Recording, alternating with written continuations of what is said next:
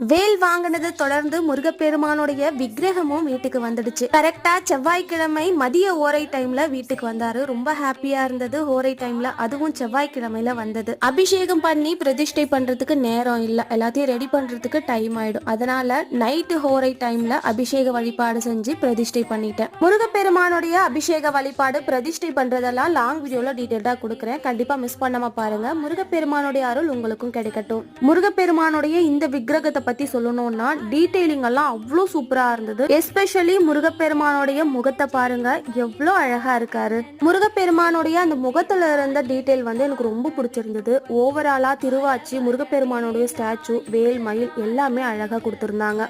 திருவாச்சி, வேல், மயில் எல்லாமே ரிமூவ் பண்ணி வாஷ் பண்ற மாதிரி கொடுத்திருக்காங்க. சோ தட் நம்மளுக்கு ஈஸியா இருக்கும் வாஷ் பண்ணும்போது. விக்கிரகத்தோட மதுரை மீனாட்சி சுந்தரேஸ்வரரோட பிரசாதமும் கொடுத்து விட்டு இருந்தாங்க. சரியான ஸ்மெல். நெக்ஸ்ட் vlogல பார்க்கலாம். Bye from Thulasi.